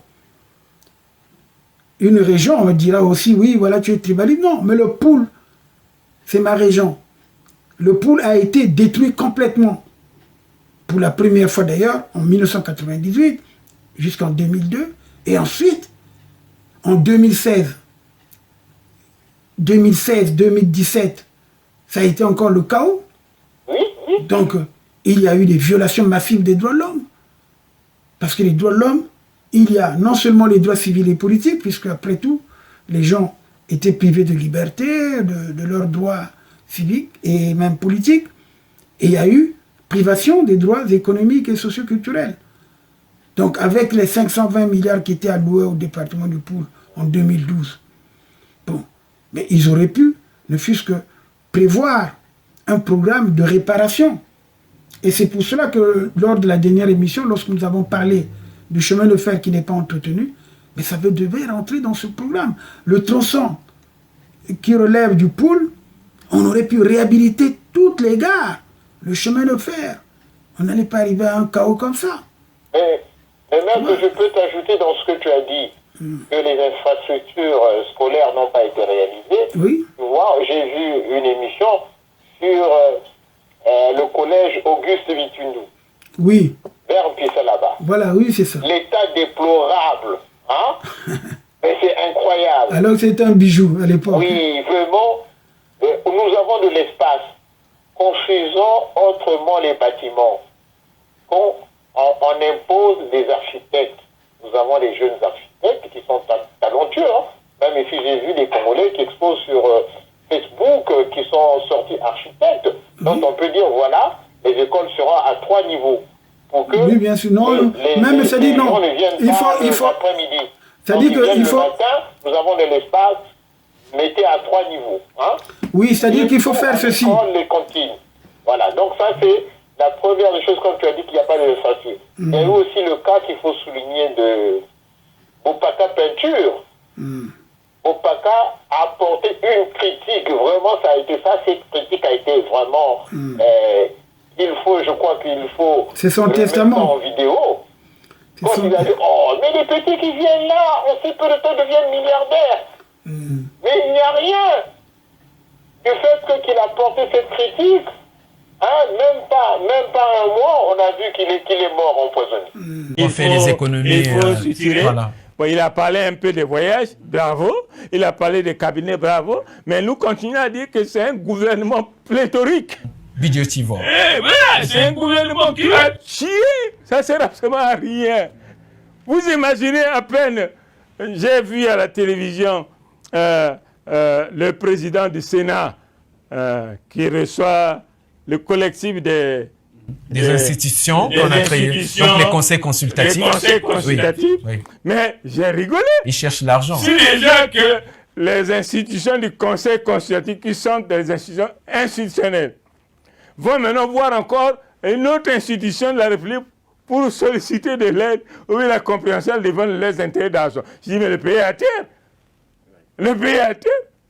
C'est nous qui devons aller vers eux. Maintenant, ils vont maintenant encore voir. Mais comment ça? Alors, donc, je pense qu'il faut bien situer les choses. Il faut éviter de faire n'importe quoi. Nous sommes dans un pays, il y a une crise.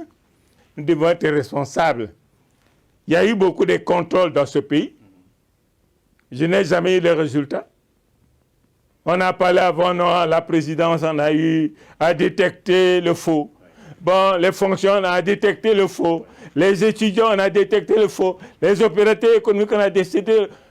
Mais jamais on a annoncé aux Congolais les personnes faussaires ou ceux qu'on a attrapés dans le faussaire. Toujours, on vous dit. Il y a eu quand même quelques-uns qui ont été montrés avec qui détenaient 10 salaires, 20 salaires. On les connaissait bien quand même. Nous n'avons pas eu la chance. Mais c'est vrai, ça peut être des petits poissons. Vous parlez des gros poissons. Hein. Dans ces affaires-là, il y a des grosses têtes qui sont là, qu'on ne veut jamais frapper. Il faut arrêter avec cette musique-là. Justement, qui est président, congolais plus que les autres Congolais. Oui, président, lorsque vous réagissez il y a quelques semaines à la déclaration, au discours l'investiture du président de la République qui était revenu sur les antivaleurs et la corruption, toujours avec la fermeté, mais vous avez réagi en disant que les voleurs sont connus, ceux qui détournent l'argent de l'État sont connus, nous allons à leur meeting, nous mangeons avec eux, nous dormons avec eux. Est-ce que vous regrettez vos propos? Je ne peux pas regretter parce que je suis Congolais. Hein. Comme eux, ce sont les Congolais, la plupart ce sont des petits. Les gens que je suis. Vous les avez vus arriver. Donc, lorsque je vois quelqu'un, c'est grâce au combat politique, il était d'abord locataire, aujourd'hui il devient milliardaire. Il a maintenant des bloodings partout, au vu aussi de tout le monde. Sa famille devient maintenant des vrais hommes, des vraies femmes d'affaires. Il s'en fout de tout. Il est intouchable. Alors, vous allez penser que moi, Popaka, je vais aller pardonner ma gênée devant quelqu'un comme ça? Jamais. Donc, nous ne voulons pas voir le Congo, un petit pays comme le Congo, souffrir à cause de quelques individus. Non.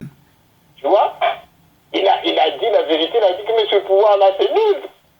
Ben, qu'est-ce qu'ils font, ces zéros? Donc, un pays, vous venez pour vous enrichir contre les Congolais. Vous prenez l'argent qui n'est pas à vous, et puis vous pavanez, vous dites que non, je suis pétrolier, je suis ceci. Non, vous n'avez pas produit, vous n'avez pas travaillé. Tout le travail qu'on voit de vraiment de ruine au Congo-Brazzaville, c'est vous. Donc ne parlez pas du tribalisme. Parlez que vous êtes venu en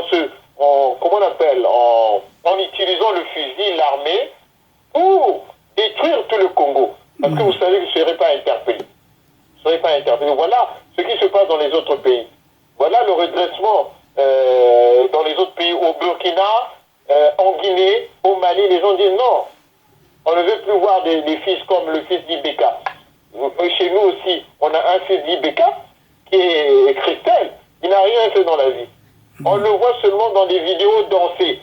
Et comment un garçon qui passe tout son temps à danser, à jouir. C'est un jouisseur. C'est lui que vous allez donner le Congo. Et quand même, c'est une insulte pour Sassou Nguesso. Il n'aime pas les Congolais. Hein? Et vous voyez même, j'ai fait un article sur la fête des galants. On vient de voir un général qui a été nommé général. C'est comme s'il est passé président de la République. Il s'est auto-investi, auto-proclamé.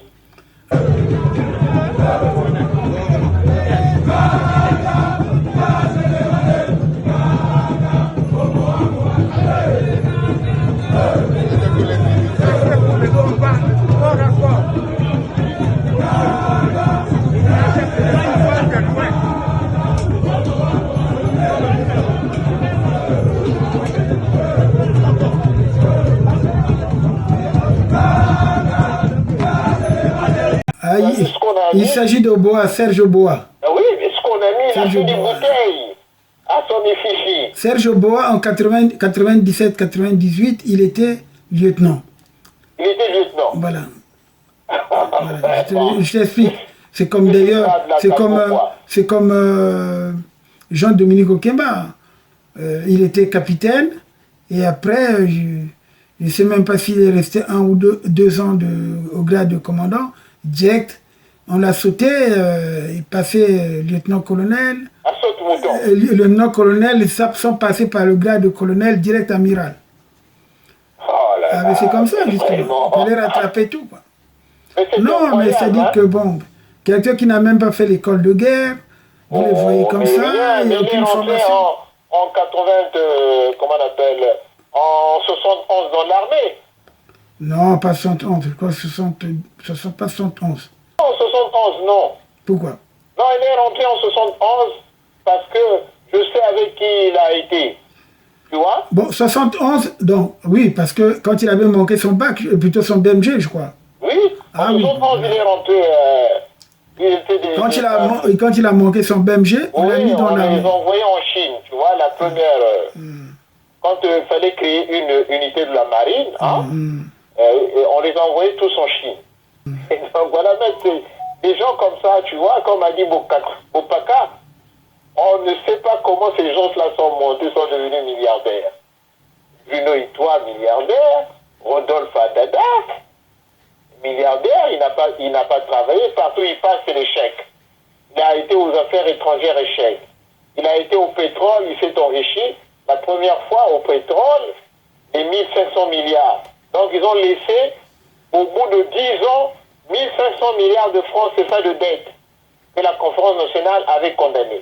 Et Lissouba vient aussi au bout de 5 ans, il laisse 1500 milliards de dettes. Ce qui fait qu'on était arrivé à 3000 milliards de dettes de francs CFA. Parce que quand un journaliste, Eric Lindell, l'avait souligné, qu'au bout de 5 ans, Lissouba a emmené le Congo à une dette de 1500 milliards. Et il a eu un procès. Il a eu un procès ici, contre Eric Lindell.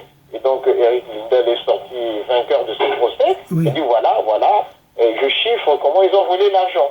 Et puis d'ailleurs, il y a aussi un problème dans ces détournements de fonds-là.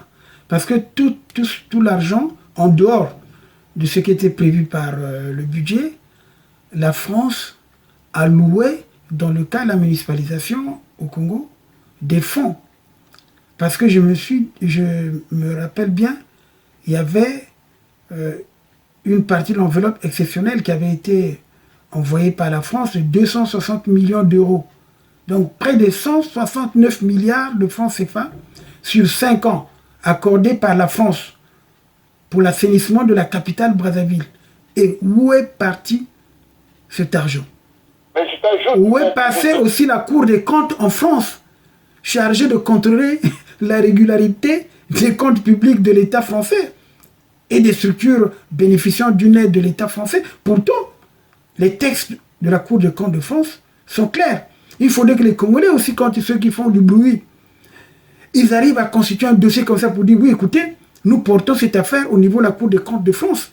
Et comme ça, les dirigeants de l'époque qui ont versé anormalement des fonds pour aider cette dictature, à ce qu'ils soient entendus.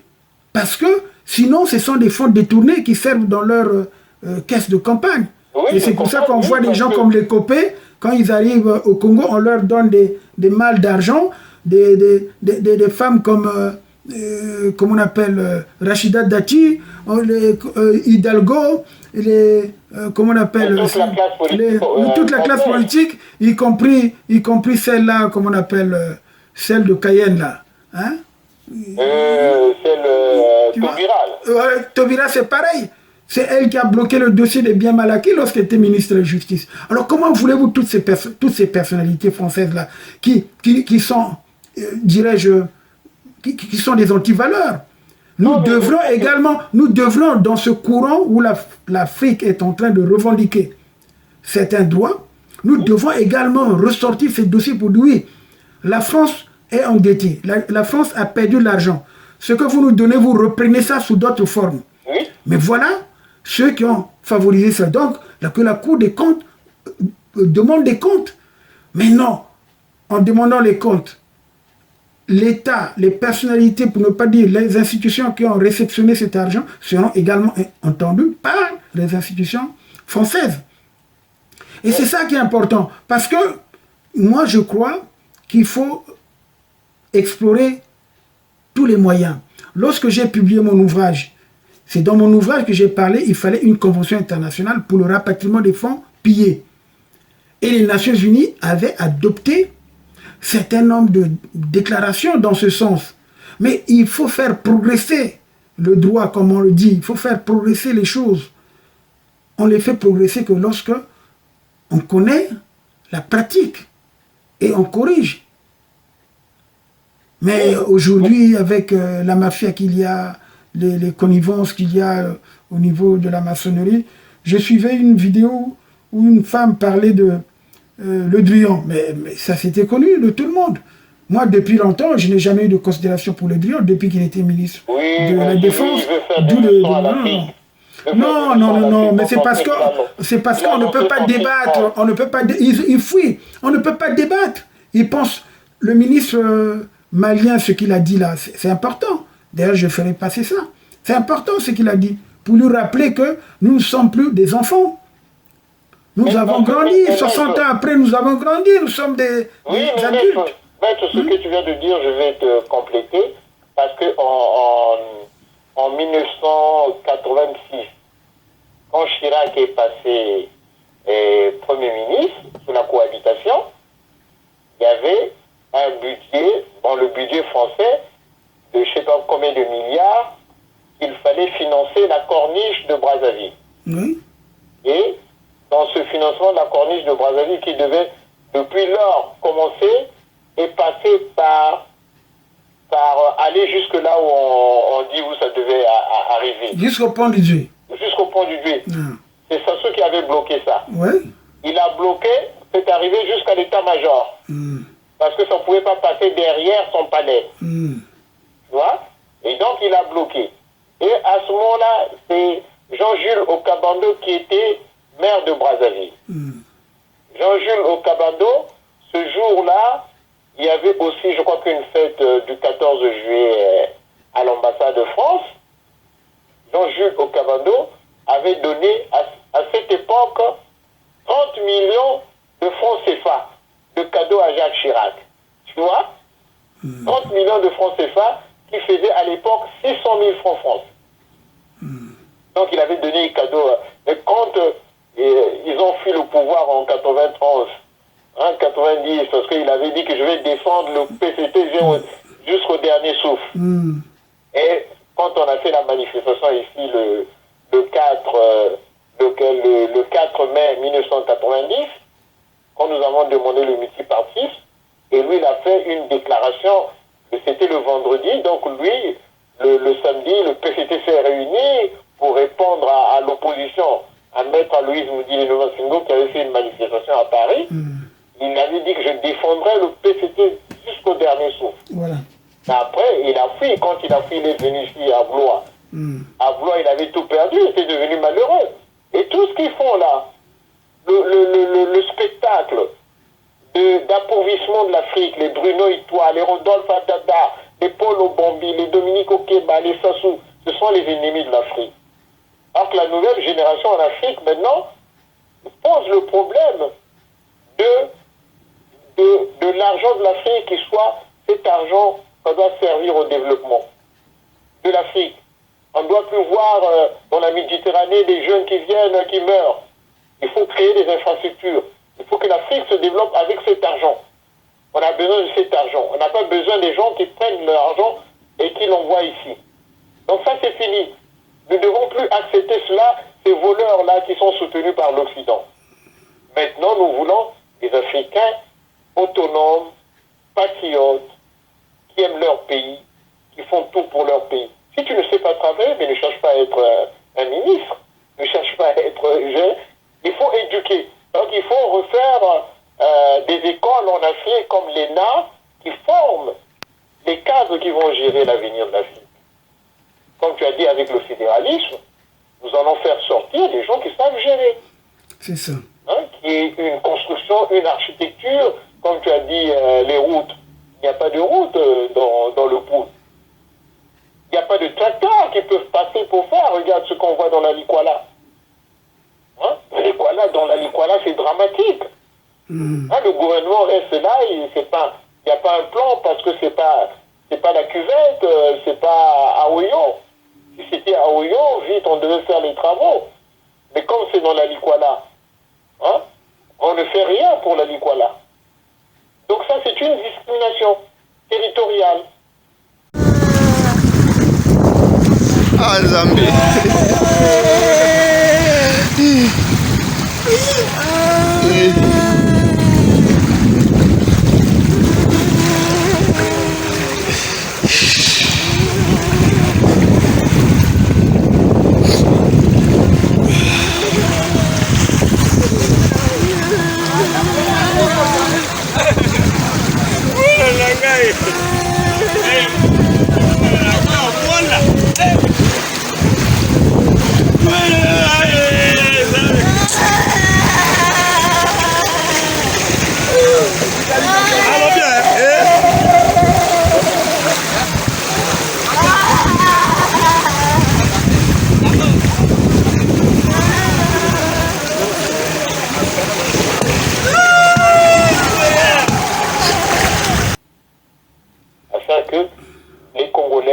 puisse voir l'ère du développement. On n'a pas choisi l'ère de la guerre. On n'a pas choisi que l'armée vienne torture les gens. Nous devons avoir des gens responsables qui sont là et parlent correctement. Donc voilà, quels sont vos droits, les Congolais? Qu'est-ce que vous voulez? Il n'y a pas des ndongo, je ne sais pas comment on l'appelle, ngondo au trésor public. La première réforme, ce sera le ministère des Finances. Le trésor public, quand l'argent rentre, il n'y a plus personne qui y va. Qui va y aller pour aller chercher de l'argent. Pour y aller, je vois qu'il y ait des gardiens, des gens de la société civile qui regardent qui va au trésor public. Non, mais c'est seulement le problème, c'est l'application des textes. Oui. Celui qui enfreint à ça, il fait la prison, c'est tout. Oui. Il y a tentative d'escroquerie, de vol, de spoliation. C'est tout simplement ça qu'il faut dire. Quand on n'interdit pas accès, vous n'avez pas besoin. Vous êtes allé faire quoi là-bas? Donc vous voulez frauder à la prison. C'est tout. C'est-à-dire qu'il n'y a que ça qui va permettre aux gens, justement, d'être réglo. C'est tout. Oui, si on n'applique pas les textes, on ne fera rien. C'est le désordre. L'état de droit, c'est le respect des règles. Alors si vous êtes dans un état voyou, c'est normal qu'on vous mette en prison comme des voyous. Mais non pas cette culture, maître. Tu as été avec eux. Quand tu as voulu soulever le problème des droits de l'homme, tu as vu comment ils t'ont mis au dehors? Non, on ne m'a pas mis au dehors. Moi, je dis toujours, je suis parti parce que ma vie était en danger. Oui, mais c'est ça que je dis, non. Le dehors, j'ai résisté, deux tentatives d'enlèvement, d'assassinat, j'ai résisté, troisième... Et d'empoisonnement. Voilà. Et c'est ce que je dis. Mais les 2 empoisonnements, j'étais là, parce qu'après tout, je prenais mes précautions. On a voulu porter atteinte, bon, mais ça va. Mais venir t'enlever la nuit avec 180 policiers et tout, et la deuxième fois avec plus de 200 dans mon domaine privé, en pleine nuit, non. Et la troisième fois, ça se passe à l'hôtel Saphir, où on a fait croire que bon, il y avait des mercenaires qui étaient ici, donc ils ont dérangé tous les clients de l'hôtel, jusqu'à faire sortir un ambassadeur gabonais. Ils ont fait croire, non mais c'est un scandale. Parce que cet ambassadeur, quand j'étais souvent à l'hôtel, on causait souvent vers la piscine. Donc, heureusement, ce jour-là, je n'étais pas là. Je me trouvais déjà dans le pool, puisque j'avais fui le 30 mars. Tu vois. Et le premier, 2, 4, 5, ben, c'était la guerre quand ils ont commencé à bombarder. Hein, le 6, là. Je me trouvais là. Il a fallu donc sortir. Non, mais ce sont des choses, il faut les rappeler aux gens pour qu'ils comprennent. En tout cas, pour aujourd'hui... Ce que tu dis, quand tu dis que tous ceux qui aujourd'hui qui collaborent avec le régime, les Thierry Mungala, tout ce monde, ceux qui veulent aller à la députation, mais il faut dire que le régime de Sassou est caduque. Tout ce qu'il fait, c'est contre le Congo. On vient de démontrer la richesse qu'ils ont accumulée. Et les Congolais se trouvent dans la pauvreté. Hein? Tous les problèmes, les mauvaises mœurs au Congo, les bébés noirs, les jeunes qui s'entretuent contre les autres jeunes. Mais regarde par exemple. Qui devaient avoir excuse-moi des métiers, qui devaient être plombiers, menuisiers, qui devaient être des fonctionnaires, qui devaient être ceci. Mais comment un jeune qui prend une machette pour aller couper l'autre? Je voulais également rebondir sur un point, parce que tu as parlé tout à l'heure des gens de mauvaise vie, les bébés noirs et tout. Mais il y a un criminel qui est en France. Mais les Congolais, j'ai vu passer dans les réseaux sociaux des gens qui ont demandé des témoignages sur Malcolm X. Malcolm, le gars qui était ninja là, il est parmi ceux qui sont venus chez moi. Le Kiyungula là, c'est le neveu de Carafa, de Beloz également. Ce garçon-là, mais non, moi si j'ai les coordonnées, son adresse et tout, c'est moi qui déposerai une requête contre lui, parce que je sais, ils étaient chez moi. C'est les 12 apôtres. J'ai des images des menaces. J'ai des images des menaces. C'est tout, les preuves sont là. Le gars, on pouvait le faire écrouer. Mais ça, les gens préfèrent discuter sur des choses qui sont inutiles, qui ne font pas avancer le combat. Parce que le combat, c'est terroriser aussi ceux qui nous ont terrorisés à Brazzaville. Oui. Vous les terrorisez sur place, à l'étranger. Mais parce que ce maître, ceux qui sont venus à Paris, ont été tous ceux qui ont fait la guerre à Brazzaville. Tous ceux qui ont fait la guerre à Brazzaville, qui ont pris les armes, ils sont dans un nombre croissant à Paris. À l'époque, quand on faisait l'opposition, à l'époque où quand tu y étais, quand tu défendais les Mabungu, quand tu allais chez Kadhafi, il y avait une ambiance intellectuelle à Paris. C'était une ambiance intellectuelle, ce sont les intellos qui s'exprimaient à Paris. Voilà. Il y avait une opposition de qualité. Quand il y avait les Gbagbo ici, quand il y avait le Morena du Gabon, hein, tous les opposants qui étaient ici, ils s'exprimaient autrement. Voilà. Il y avait une qualité. C'est pour ça qu'ils sont arrivés à la BOL. Il y avait des gens de qualité. Il y avait non, mais la BOL, justement, c'est le travail que nous avons fait. Oui. Moi, je le dis sincèrement, quand je traite Mitterrand de fait, mais Mitterrand en avait pris ombrage. Il m'a fait appeler par son conseiller, qui était son fils, Christophe, à l'époque. Et on a discuté. Et c'est en ce moment-là, justement, qu'on a fait une conférence des ONG pour instaurer ce qu'on appelle aujourd'hui les accords de Paris. Hein? Les accords de Paris concernant les institutions nationales des droits de l'homme. Les gens n'ont qu'à cliquer Google, accord de Paris 1970 sur les ING, mais c'est parti de nous. Et les Nations Unies ont adopté la résolution et tout. Mais c'est un travail que nous avons pu faire parce que nous avions le souci de faire avancer les choses dans notre pays, dans nos pays. Et aujourd'hui, ce n'est pas ça. Les gens viennent parce que ce sont des exilés économiques et qui veulent avoir de l'argent pour aller construire en Afrique. On les a poussés, mais on les a envoyés pour venir polluer la place de Paris. Ben oui, mais c'est à nous justement de prendre des précautions. Quand De Gaulle est venu au Congo-Brazzaville, il a refondé la nouvelle France. Il devait venir ici pour changer la France, qui était sous les mains des Allemands avec le gouvernement de Pétain. Voilà. Ce qui fait que quand vous allez en exil, la première des choses, c'est pour aller s'instruire de cet exil. Comme avaient fait les enfants d'Israël quand ils ont été à Babylone, les Esdras et les Néhémies.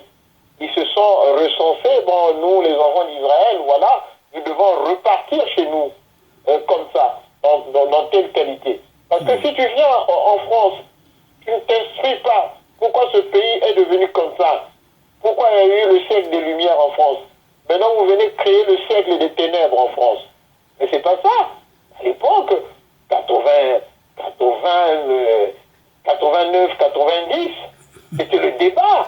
On voyait la clarté de l'Afrique, où on allait, la chute du mur de Berlin, il y avait les Gorbatchev, tous les intellectuels s'exprimaient. Il y a eu des débats, il y a eu un colloque sur la démocratie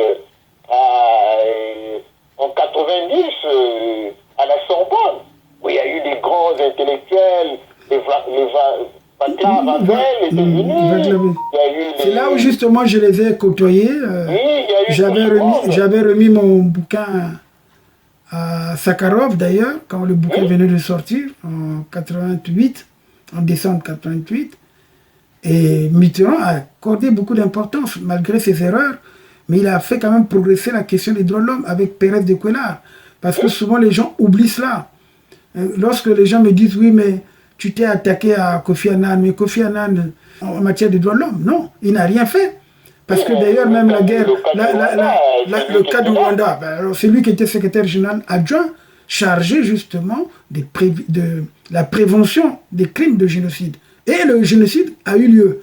Et quand il arrive, parce que Kofi Annan a été placé par deux chefs d'État, il y a l'américain Clinton, et puis Chirac, qui ne voulait plus voir Boutros Ghali, qui était assez rigoureux. Parce que Boutros Ghali n'a jamais terminé son mandat au niveau de l'ONU. On a abrégé son mandat parce qu'il était très ferme.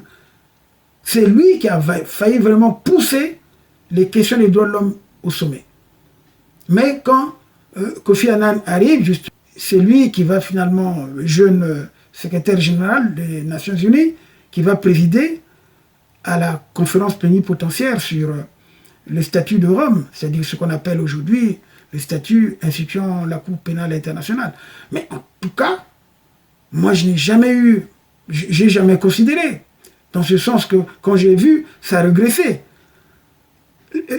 il y a eu progression dans cette lancée des conférences nationales, des nouvelles institutions démocratiques en Afrique, nous pourrions arriver à la prospérité. Mais lui, avec les Chirac, parce qu'à la tête de cette complicité, c'est Sassou. Sassou revient aux affaires, alors il reconstitue son cercle des mécréants, ce cercle des dictateurs. Il encourage les autres à faire comme lui parce qu'il avait son plan bien affirmé. C'est pas pour rien qu'il a le surnom de l'empereur. Maître, est-ce que tu te rappelles quand Chirac est passé, oui. Il était maire de Paris, oui. Le discours qu'il a fait, il a dit la France va mener une politique de conquête. Tu vois va mener une politique de conquête. On a vu cette politique de conquête, c'est le retour des coups d'État. Et comme ceux qui étaient là, les Lissouba, vous avez déjà tué la démocratie en 63 quand ils sont venus, ils ont arrêté Youlou, ils ont mis fin aux institutions démocratiques. Nous, on leur disait, mais attention, si Lissouba revient, il n'y aura plus de démocratie. Il va faire comme en 63. Donc il y a toujours le passé qui te tient. Et ce passé-là, quand il te tient, si tu n'as pas fait une véritable mutation, comme avait fait l'apôtre Saoul, qui est devenu l'apôtre Paul, comme Jésus avait demandé à Nicodème, de naître de nouveau. Ces gens-là ne sont pas nés de nouveau. C'est comme ici, quand ça soit promis ici, et que quand il va repartir au Congo, il a changé, donc il a menti aux gens qu'il a changé. Au fond, qu'il avait une haine contre les Congolais, contre la conférence nationale. Voilà. Donc il fallait venir abattre tout le travail de la conférence nationale. Et tous avec le Lissouba, ils voulaient un pouvoir personnel. Il devait être déifié comme un scientifique, comme un ceci, tu vois. Donc ces gens-là ne sont pas venus pour le peuple. Ils sont venus pour eux. Et aujourd'hui, on voit comment ils délaissent les Mochis. Ils font un clan chez les Mochis, et ce clan est dominant. C'est ça. Quelques militaires, quelques cadres, tu vois. Et ces gens-là, ils disent non, attention, il y a les autres qui nous menacent. Non, c'est eux-mêmes qui sont menacés parce que ce sont des voleurs. Hein, là, tu vois, les Bruneux, toi, Rodolphe Adada, Paul Obombi, Dominique Okemba. Tu prends tout le gouvernement de Sassou, tous ceux qui étaient avec lui sont des milliardaires. Bon, mais je pense que nous allons mettre fin à notre émission d'aujourd'hui. Nous allons poursuivre l'émission la semaine prochaine, puisque nous avons choisi la formule de nous retrouver chaque semaine afin de parler des questions d'actualité et également de développer, d'aider la jeune génération à comprendre les questions qui minent notre pays. Et c'est important, et l'Afrique également. Merci en tout cas, Fernand Mathias Ndala, pour ta disponibilité. Et je pense qu'on va se revoir la semaine prochaine pour parler de l'actualité congolaise et africaine. Oui, mais voilà. Moi aussi, maître, je te remercie de me permettre aussi de donner mon opinion sur certaines choses, voilà, et surtout sur l'enrichissement personnel des ministres congolais qui sont tout autour de Sassou, avec Sassou qui sont devenus plus riches. Mais nous lançons également l'appel aux gens, puisque on vous a communiqué, on a communiqué à tout le monde le numéro de téléphone avec lequel ils peuvent nous joindre, nous laisser des messages, et ces messages-là, nous allons les consulter. En tout cas, merci beaucoup. Nous passons le générique du forum, et puis à bientôt. Merci, maître. Hein. Allez, voilà. À bientôt, merci. Vous venez d'écouter les entretiens à bâton rompu de Maître Maurice Massingo-Tiassé. Moi, j'aime.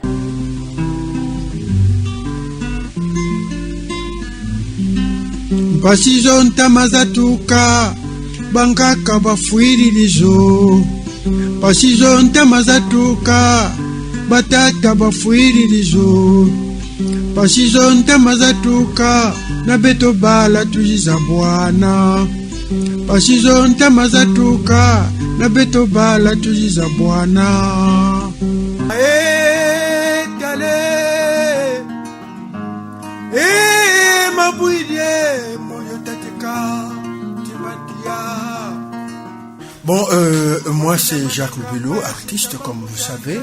Je suis ici à Forum Radio Télé Forum Droits de l'Homme de Maître Tchassé. Mais moi je vous dis que je suis là. Ceux qui pensent que je suis pas là, ben je suis là, à Forum. Ne quittez pas. Forum FM. Vous avez demandé la musique. Ne quittez pas.